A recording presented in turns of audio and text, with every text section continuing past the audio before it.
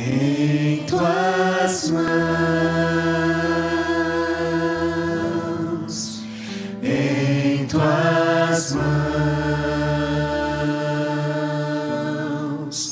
Quero, ó Deus, me colocar em tuas mãos. Vem mostrar-me, ó Senhor, teu carinho e teu amor. Meus temores vou depor em tuas mãos. Cante do fundo do seu coração. Em tuas mãos, em tuas mãos. Quero, ó Deus, me colocar em tuas mãos.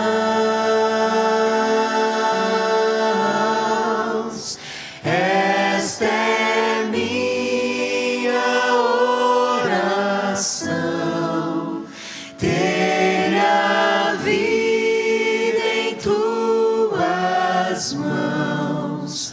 Toma, pois, meu coração em tuas mãos. Esta é minha oração, ter a vida em tuas mãos.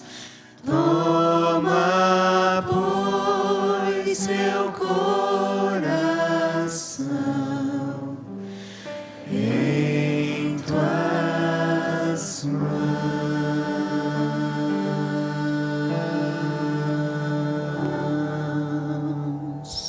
Amém. Pode sentar.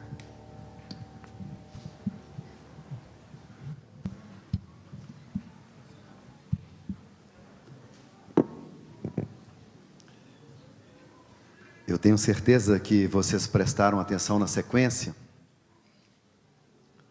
O louvor começou a nos trazer a mensagem: Cristo, eu acredito em Ti. Cristo, eu pertenço a Ti. Depois, em seguida, nós fomos informados e cantamos e louvamos que somos fracos, mas Deus nos faz fortes. Nós somos pobres, mas Deus nos faz ricos. E nós terminamos cantando dizendo a Jesus que nós queremos ficar onde?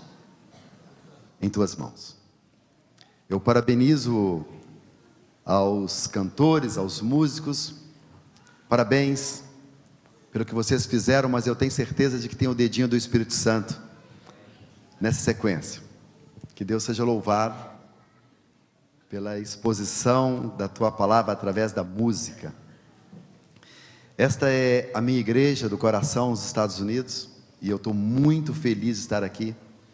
Uma alegria muito grande de abraçar a todos que eu já encontrei, sei que vou encontrar os outros, e eu não esqueço dessa igreja nem um minuto. Essa igreja hoje tem sido a causa, né, de algum sofrimento meu e da Leila, porque a gente gosta muito de onde está, mas tem muita saudade daqui, né? E todos que passam por aqui, com certeza têm esse mesmo pensamento. Eu gostaria de convidá-los a abrirem a palavra de Deus no livro de Gênesis, no capítulo 27. Capítulo 27, 28, 29, 30, 31... são os capítulos que quem está fazendo o ano bíblico, e eu espero que a maioria, se não todos, estarão lendo este final de semana. Então a gente vai estar falando aqui hoje do que você vai estar estudando no seu ano bíblico. É uma forma de não esquecer de que nós temos que ler a palavra de Deus. Se você não começou o seu ano bíblico, tem tempo ainda, né?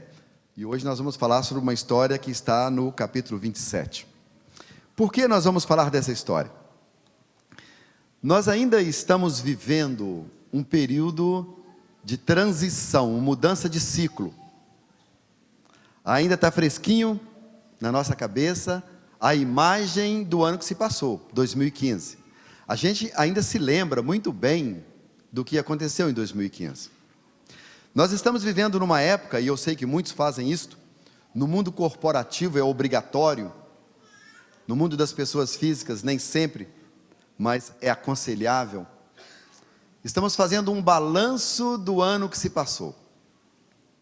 Eu não sei se você já fez isso, mas se não fez, não perca a oportunidade de fazer agora, porque daqui a pouco 2016 acaba também.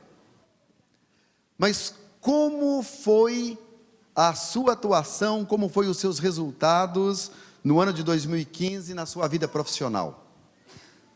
Teve o sucesso que você pediu a Deus? Conseguiu cumprir as suas metas ou não? Se não conseguiu, é possível que a gente não tenha conseguido todas. Nós temos que agora fazer novas metas para 2016. Como é que foi o seu balanço da sua vida relacional? Como é que você foi em 2015 como pai? Parou para pensar nisso? O seu balanço como pai. Como eu fui como pai no ano 2015? Como mãe? Como filho? Como é que eu fui como amigo? Como esposo? Qual é o meu balanço? Qual é o seu balanço da sua vida como esposo ou como esposa no ano 2015? Tem alguma coisa para ser acertada? Quais são as suas metas como esposo ou esposa para 2016? Você traçou algumas metas? Se não traçou, está na hora. Traçar algumas metas. O que você pode melhorar como esposo, como esposa em 2016? Temos que pensar nisso. Mas hoje, sábado de manhã, nos interessa muito o balanço espiritual. Como foi a sua caminhada com Jesus em 2015? Eu não vou perguntar se foi o que você queria. A sua caminhada com Jesus em 2015 foi da forma como Jesus gostaria que você tivesse andado? Note que é um privilégio que você tem, dado por Deus, previsto na palavra de Deus, de fazer uma reflexão sobre a sua vida, fazer um balanço sobre a sua vida espiritual. Eu lembro para você que você não pode, não deve fazer um balanço da vida dos outros. Infelizmente o diabo insiste para que a gente fique fazendo um balanço espiritual da vida dos outros. Mas Deus quer que você faça um balanço da sua vida. Como foi a sua vida espiritual em 2015 e o que você projeta para a sua vida espiritual em 2016? Desde já eu já digo que sozinho você não vai conseguir, impossível. Mas com Cristo, com o Espírito Santo agindo no seu coração, nós podemos conseguir. E com esta reflexão é que eu gostaria de estudar, de ler um pouquinho sobre a história de um homem. Vocês já conhecem essa história, não é novidade. Mas eu gostaria que vocês tentassem trazer para esta reflexão de balanço, de propostas para a sua vida espiritual, um paralelo com a vida deste personagem. Dê uma olhada aí no capítulo 27, a partir dos versos 18. A Bíblia diz assim: Jacó foi ao seu pai e disse: meu pai. E ele respondeu: fala, quem és tu, meu filho? E respondeu Jacó ao seu pai: eu sou Esaú, teu primogênito. Fiz o que me ordenaste. Levanta-te, pois, assenta-te e come da minha caça, para que me abençoe. E disse Isaque ao seu filho: como é isto que pudesse achar tão depressa, meu filho? E ele respondeu: porque o Senhor, o teu Deus, a mandou ao meu encontro. Mandou ao meu encontro. Então disse Isaque a Jacó: chega-te aqui para que eu possa te apalpar, meu filho, e saber se você é mesmo meu filho Esaú ou não. Jacó chegou-se a Isaque, seu pai, que o apalpou e disse: a voz é de Jacó, porém as mãos são de Esaú. E não o reconheceu, porque as mãos com efeito estavam peludas como a de seu irmão Esaú. E o abençoou. E lhe disse: és mesmo meu filho Esaú? E ele respondeu: eu sou. Amigos, logo no início da Bíblia, logo no capítulo 27, nós encontramos dentro da família de Deus, entre os filhos de Deus, a história de uma fraude, de uma farsa, de um crime, de uma covardia, de uma tentativa deliberada de destruir a fraternidade na família, causada pelo homem numa espécie de formação de quadrilha. Jacó não estava agindo sozinho. Jacó foi estimulado pela sua mãe Rebeca para que fizesse isso. E ali ele promove uma farsa, ali ele promove uma fraude, e curiosamente, e isto é bastante curioso, o que Jacó queria auferir com esta farsa, com esta fraude, era obter a bênção de Deus. O que estava em jogo era a bênção. E você pode pensar, mas que estranho, como que um homem faz uma covardia dessa, como que engana o seu pai já idoso, como que ele faz toda esta atrapalhada, e ele quer conseguir a bênção de Deus sobre a sua vida. Amigos, e é por isso que eu disse que nós temos que fazer um balanço da nossa vida espiritual e buscar paralelo nas histórias bíblicas. Lembrando apenas de 2015, quantas vezes você, membro dessa igreja, eu quero falar agora para os membros dessa igreja, quantas vezes você esteve aqui no sábado, eu também, vestindo roupa de cristão, roupa de crente, trazendo nas suas mãos objetos sagrados de crente, a Bíblia, e você se apresentou aqui diante de Deus como crentes, mas você trazia ou trouxe em alguns momentos um coração, que durante a semana, ou quem sabe até mesmo no sábado, estava flexibilizando com os chamados pequenos desvios, flexibilizando a sua vida espiritual, através de, quem sabe, os chamados pecados acariciados. E você mesmo trazendo esses pecados dentro de você, você se portou como cristão, você se fantasiou de cristão. E você pediu, algumas vezes exigiu, nestes momentos, a bênção de Deus. A bênção que Deus tem preservado para os crentes.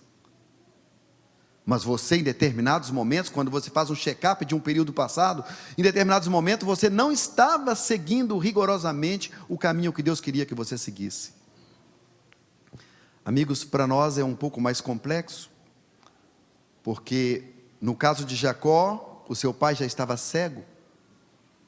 No caso de Jacó, o seu pai desconfiou. O seu pai lhe inquiriu 3 vezes, o seu pai estava com dúvida, o seu pai sabia que poderia ter uma fraude no ar, e ele perguntou: é você mesmo, meu filho Esaú? No nosso caso é um pouco mais complexo, porque eu e você, nós temos um Deus que conhece o nosso coração, um Deus que sabe exatamente o que eu e você estamos pensando agora, o que nós pensamos sempre. Não é fácil, eu diria que é impossível enganar o nosso Deus, mas nós tentamos. O pecado faz com que muitas e muitas vezes nós tentamos conciliar o caminho do Senhor com o caminho de determinados pecados. E para confortar a nossa moral, confortar a nossa mente, muitas vezes a gente pensa, mas são pecados pequenos, mas são coisinhas. E nós tentamos flexibilizar a nossa vida espiritual. A gente usa fantasias de crente em alguns momentos, mas o nosso coração acede aos desejos do pecado. Amigos, mas o que mais me incomoda, talvez positivamente, mas o que mais me incomoda no texto, na história de Jacó, e que serve exatamente como uma luva para mim, é que mesmo Jacó em pecado, mesmo Jacó simplesmente fugindo das consequências do seu pecado, mesmo ele não tendo se arrependido da asneira que fez, Deus dá um recado para Jacó, e serve também para mim e para você. Está no capítulo 28, verso 15. Deus diz para Jacó, o enganador, o pecador, e Deus fala também para mim no ano 2016, Ele diz: eis que eu estou contigo, te guardarei por onde quer que te fores, e eu te farei voltar a esta terra, porque eu não vou te desamparar. E Deus fala uma frase que com certeza deve nos deixar otimista. Ele diz: até cumprir eu, Deus falando, aquilo que eu te hei referido. Amigos, note o que Deus está dizendo para nós, mesmo nos momentos em que nós estamos desviando do seu caminho, mesmo nos momentos em que nós não estamos sendo tão crentes como Deus gostaria que nós fôssemos. Deus diz para mim e para você: eu vou te desamparar, eu não vou te largar, eu não vou te deixar sozinho, eu vou cuidar de você. Olha o que Deus diz para pecador: eu vou cuidar de você. E Deus ainda diz mais: eu vou trazer você de volta para a casa dos seus pais, eu vou trazer você de volta para o meu caminho. E Deus ainda diz mais: eu tenho um projeto para você, meu filho. Olha o que Deus diz para você, que está começando o ano 2016, e que muitas vezes tem vergonha dos seus pecados, assim como eu também tenho dos meus. Deus diz assim: meu filho, eu tenho um projeto para você. Não interessa o tamanho do seu pecado, não interessa quão distante você está de Jesus, não interessa se você veio aqui hoje porque foi obrigado a vir, ou não interessa se você veio aqui hoje porque você queria algum objetivo material. Deus tem um projeto para você. Deus não desiste de você, Deus não desiste de nós. É isto que Deus disse para um pecador mentiroso, fraudador, chamado Jacó. E Deus diz: olha, eu vou te amparar, eu vou cuidar de você, e eu vou trazer você de volta. E Deus agora segue com Jacó na sua fuga para Harã. E Deus fica esperando que Jacó se toque, que o seu coração se motive para voltar e resolver o seu pecado, mas Jacó não se mexe. Passam-se 7 anos, e Jacó queria casar com Raquel, foi enganado, trabalha mais 7 anos, e Jacó não se move para voltar para sua terra. Passam mais 6 anos, o certo é que já tinha 20 anos, que Jacó tinha cometido o pecado, carregava esse pecado no seu coração, e não havia ainda sentido a necessidade forte de voltar e tentar solucionar aquilo que ele havia feito de ruim. Até que no capítulo 31, verso 3, está aí na sua Bíblia, 31, verso 3, Deus percebe que já está na hora. Deus sabe que a vida humana é curta e que nós não temos muito tempo. Deus sabe que nós temos que tomar decisões rápidas, porque senão o tempo passa muito rápido e nós podemos perder a oportunidade. Deus chega para Jacó, está aí no capítulo 31, verso 3, e diz: Jacó, é agora, torna à terra de teus pais e a tua parentela, e eu vou estar com você. Interessante esse recado de Deus, né? Um recado forte. Ele diz: olha, agora não dá para esperar mais, agora eu quero que você volte, está na hora de você voltar. Lembra aquele caminho, lembra de trazer você de volta, lembra daquele projeto que eu tenho para você, Jacó, é agora. Amigos, por favor, nós não podemos perder o time de Deus na nossa vida. Nós não podemos deixar escapar as oportunidades que Deus nos dá de retorno espiritual. O próximo desvio pode estar longe demais da conta. O próximo retorno pode estar longe demais. Talvez você não terá esta oportunidade do próximo retorno. Jacó aproveitou a oportunidade.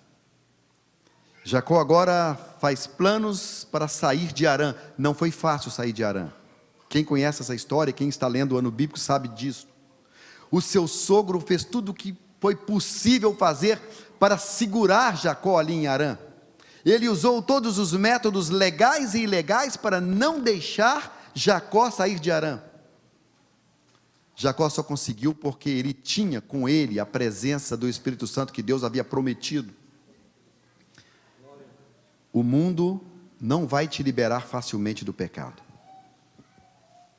Mesmo que você esteja trilhando pelos chamados pecados pequenos, aquelas coisinhas, Satanás não vai deixar você sair assim facilmente.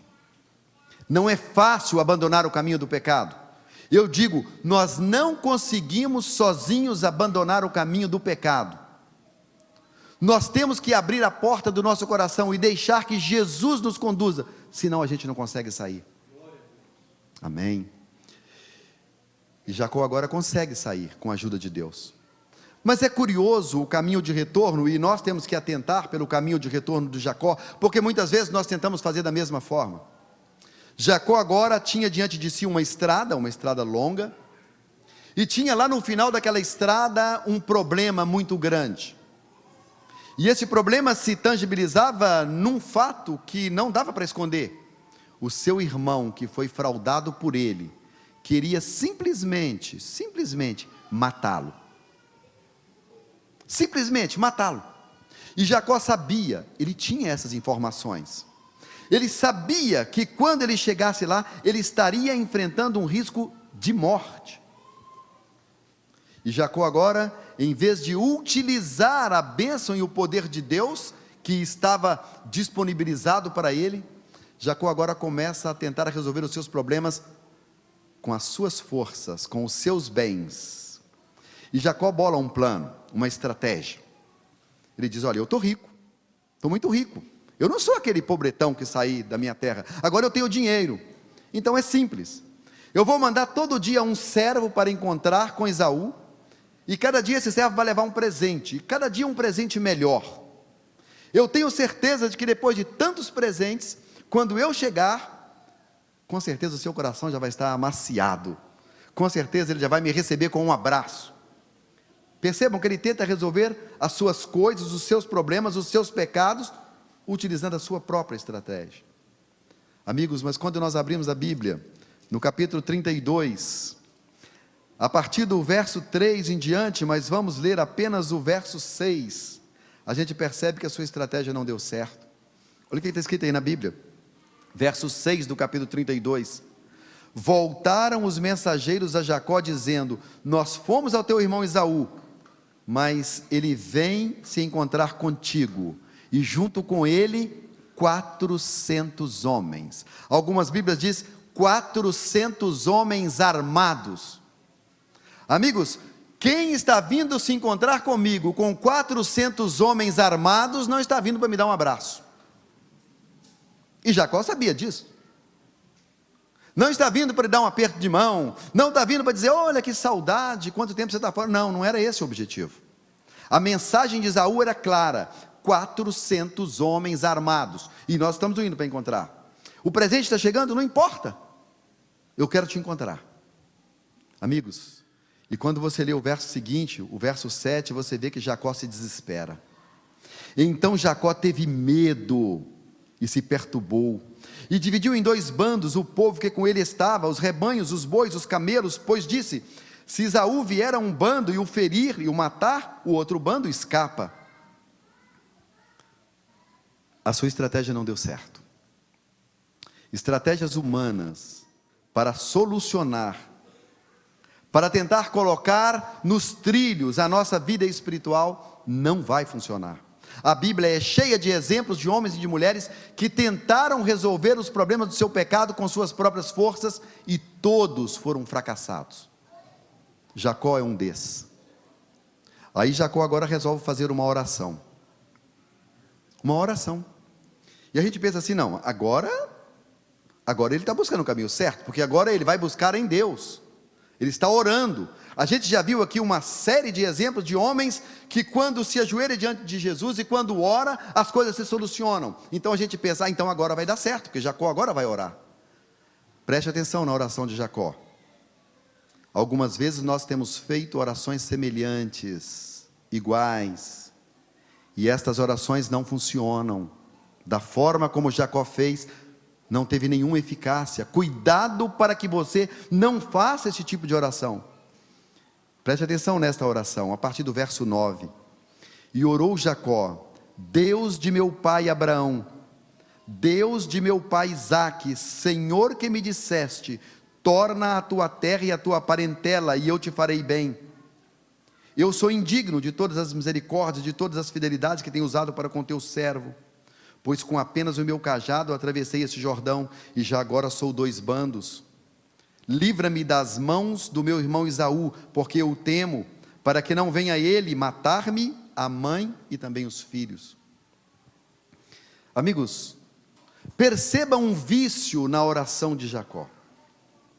Jacó vira-se para Jesus, que havia lhe dito e prometido que estaria do seu lado, e ele diz: Deus de meu pai Abraão.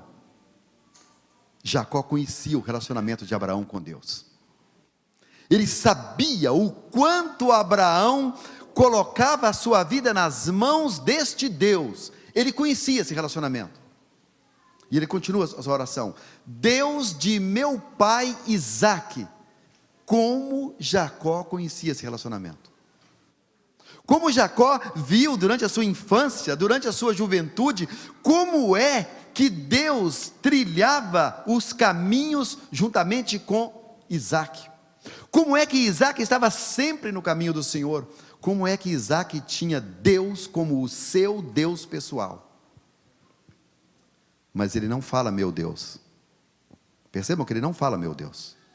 Se você voltar o pensamento 20 anos atrás, lá quando ele estava enganando o seu pai durante a fraude, o seu pai lhe perguntou: mas como é que você conseguiu uma caça tão depressa?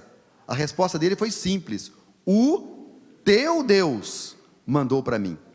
Ele não disse o meu Deus, não, ele disse: olha pai, o teu Deus, esse Deus aí que o senhor tem, é que mandou para mim. Em nenhum momento ele fala o meu Deus.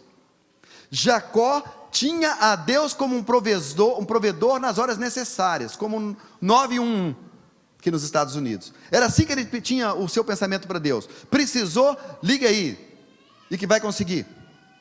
Precisou, aperta o botão vermelho, e que Deus vai atender. Mas ele não queria ter Deus como Senhor da sua vida. E ele deixava isso claro quando ele falava com Deus. No verso seguinte, Jacó parece que se arrepende dos seus pecados, porque ele diz assim: Senhor, perdoe, eu sei que eu sou, ele não fala perdoe, ele fala, eu sei que eu sou indigno. Fica parecendo até que ele colocou aí na mesa os seus pecados, mas não colocou. Ele fez um resumo rápido, da sua vida aí: Senhor, eu sei que eu sou indigno, mas eu estou sabendo que o Senhor me deu muitos bens, mas eu preciso de bênção. Cuidado com os resumos da nossa indignidade. Cuidado com os resumos.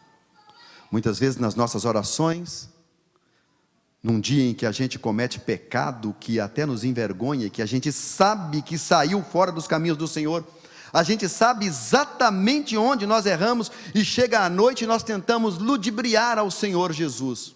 A gente fala: Senhor, perdoe os meus pecados, amém. Ai, eu pedi perdão a Deus.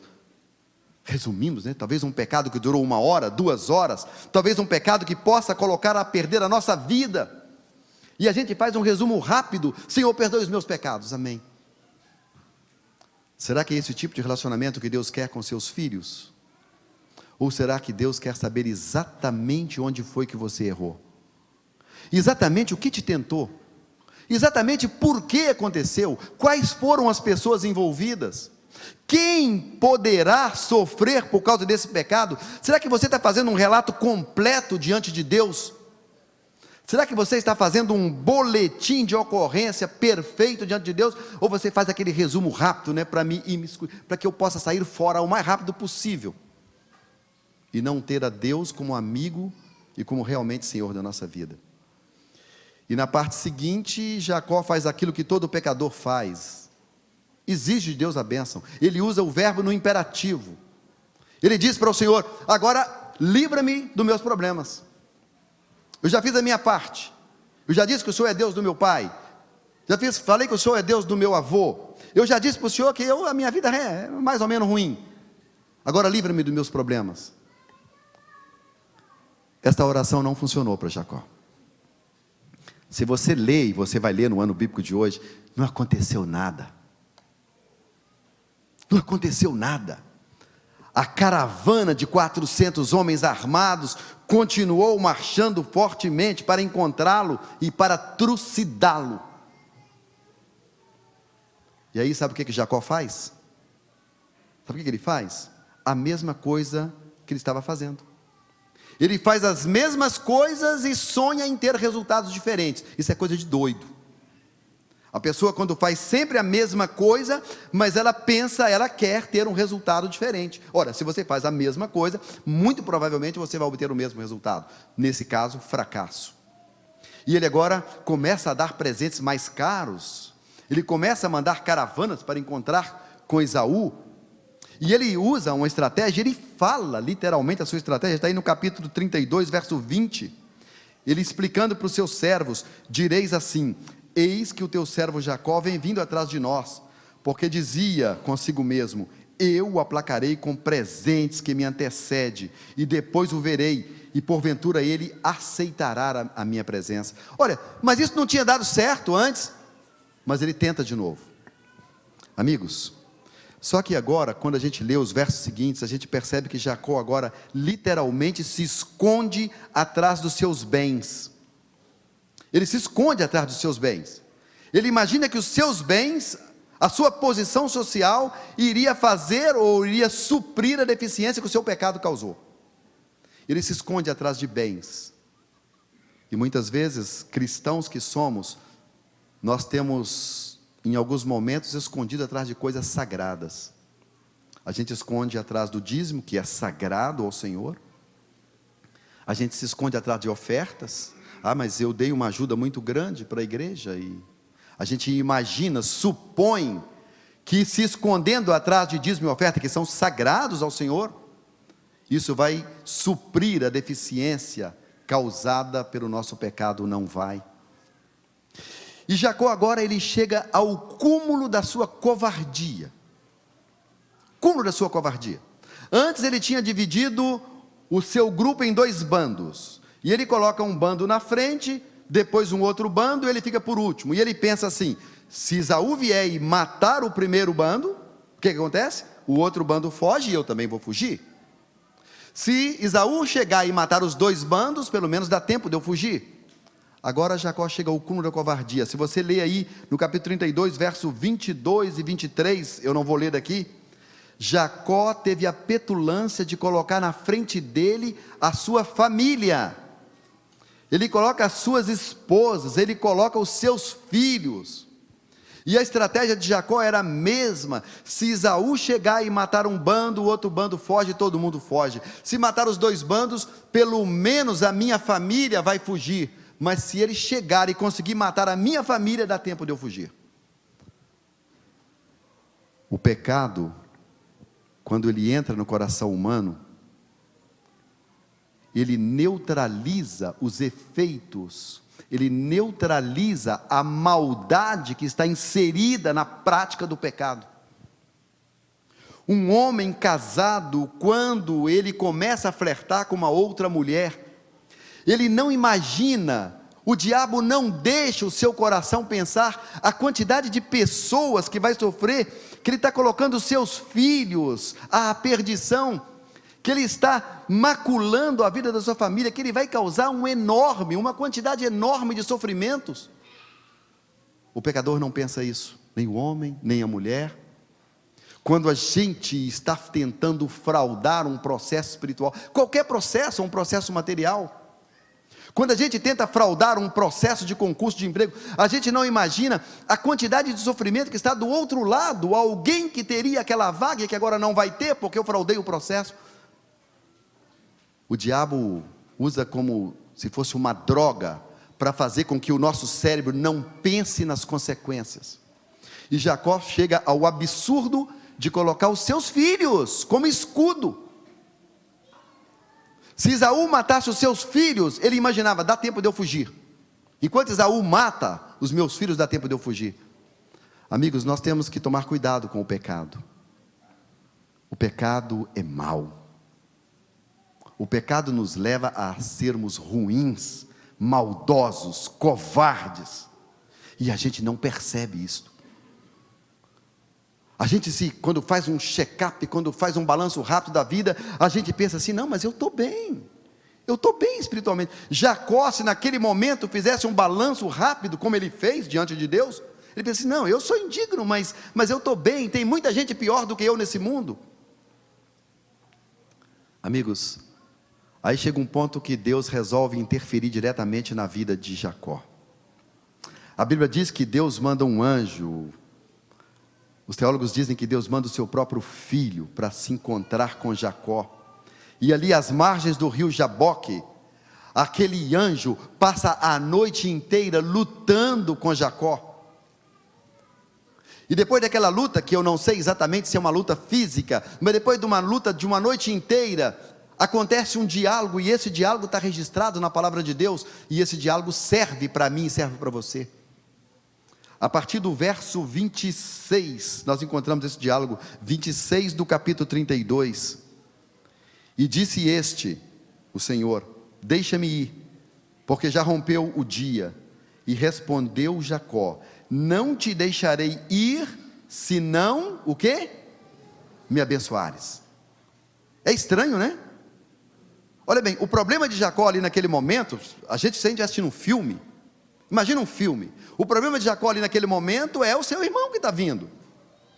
O problema dele é o perigo de morrer, porque o seu irmão está vindo armado. E Jacó agora, depois de uma noite com Jesus, Jacó tinha um pedido a fazer para Deus, a bênção. Mas é estranho porque há 20 anos atrás ele já tinha tido a bênção. Ele tinha conseguido essa bênção há 20 anos atrás. Há 20 anos atrás, quem sabe ele foi batizado, né? Ah, mas foi fraudado? Não interessa, mas ele foi batizado. Mas Jacó sabia que aquela bênção não tinha valor para ele. Jacó sabia que não dá para fazer negócio com Deus, colocando como cláusulas, fraudes, que nós tão bem sabemos colocar nos nossos negócios aqui na terra. Isso não funciona com Deus. E é por isso que Jacó é muito claro com Jesus, muito claro. Eu só quero uma coisa, Senhor. Uma coisa, depois eu posso morrer. Depois Esaú pode chegar aqui e matar todo mundo. Isso não interessa. Eu quero uma coisa. Eu quero a bênção. E aí, curiosamente, a história agora volta 20 anos atrás. 20 anos atrás, a história volta num momento. Porque Jesus vira-se para ele no verso 27 e perguntou-lhe, pois, como é que você se chama? E ele respondeu, qual foi a resposta dele? Eu sou Jacó.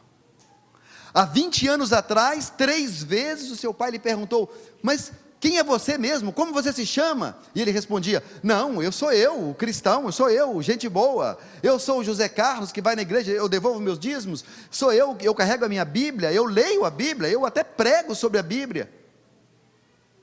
Não era essa a resposta que Deus queria. Deus queria que Jacó, e quer que eu faça o mesmo, coloque as cartas na mesa diante dele. E Jacó foi claro, sou eu o enganador. A palavra Jacó significa enganador. Sou eu o mentiroso. Sou eu, Senhor, José Carlos, pecador. Sou eu que, quando eu faço uma análise do ano 2015 na minha vida espiritual, eu percebo muito mais falhas do que acertos. Apesar de toda a bênção, apesar de todo o cuidado que o Senhor tem comigo, apesar de toda a inspiração disponibilizada para mim, quantas e quantas vezes eu flexibilizei com o pecado? Nós temos que ser sinceros com Jesus. Nós temos que abrir a porta do nosso coração e deixar Jesus entrar. A gente sabe que Jesus vai encontrar lá dentro sujeiras. A gente sabe que quando Jesus entra no nosso pensamento, Ele encontra lá podridão, Ele encontra lá coisas que não deveriam existir no pensamento de um cristão. Mas é fundamental que você abra a porta do seu coração. É fundamental que você deixe Jesus ler os seus pensamentos agora de forma autorizada. É fundamental que você se exponha diante de Jesus como você é, como um pecador,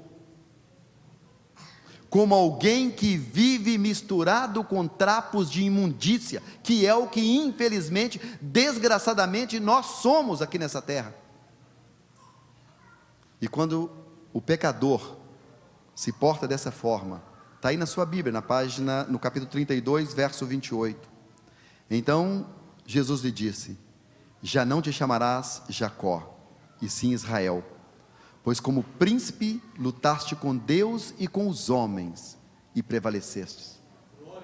Glória a Deus. Amigos, agora você não é um pecador, agora você é uma proposta de bênção para as nações.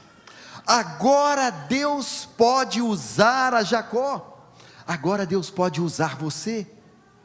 Agora Deus está disposto a sondar o seu coração, Deus está disposto a fazer uma limpeza no seu coração, mas acima de tudo, Deus quer que você seja uma bênção para as nações. Deus quer que você seja uma bênção para o seu lar. Você que é marido, esposa, Deus quer que você seja uma bênção para a sua família. Se você é filho, Deus quer que você seja uma bênção para a sua família. Deus quer que você seja uma bênção entre os seus vizinhos. Deus quer que você seja uma bênção aqui na sua igreja. Deus precisa de bênçãos aqui na igreja em 2016. E Deus escolhe você para ser esta proposta de bênção para a igreja em 2016. Deus quer que você seja uma bênção para os seus colegas de trabalho, uma bênção para aqueles que não conhecem a Jesus e precisam e querem conhecer a Jesus. Amigos, quando nós lemos o capítulo 33, eu não sei, mas eu fico assim, entusiasmado quando eu leio, eu vejo a mudança na vida de um homem. E aqui no capítulo 33 diz assim: e levantando-se Jacó os olhos, ele viu que Esaú se aproximava. No verso 2, ele colocou os seus filhos na frente dele.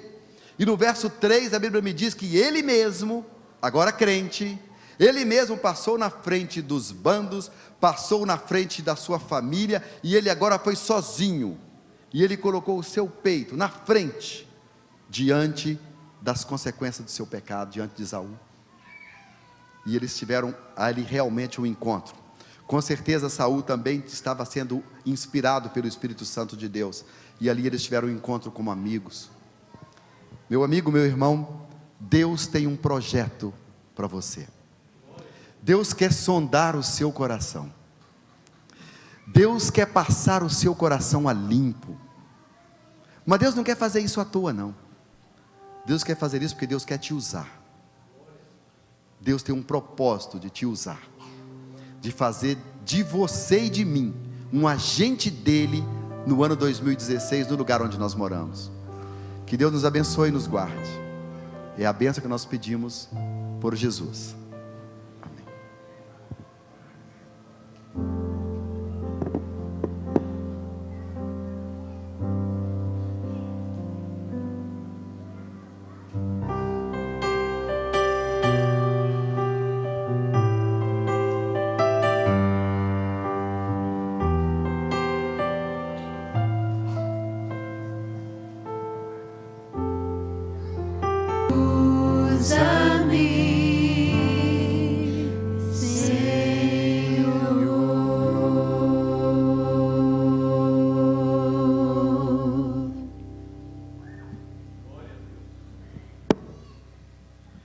Senhor nosso Deus, nós colocamos diante de Ti as palavras deste hino que nós acabamos de cantar. Sonda-nos, Senhor, quebranta o nosso coração, quebranta a nossa alma. Algumas vezes o inimigo tem feito difícil para nós voltarmos para os Teus caminhos, mas nós queremos trilhar os Teus caminhos aqui na terra. Queremos ser utilizados por Ti e queremos ser uma bênção para aqueles que convivem conosco, e sabemos que precisamos de Ti para isso. Abençoe a cada uma das famílias que aqui estiveram hoje. Abençoe a cada um dos nossos convidados, que onde quer que eles morem, Senhor, as suas famílias também sejam abençoadas por Ti. traga a tua bênção para cada um de nós. Pedimos e agradecemos por Jesus. Amém, Senhor.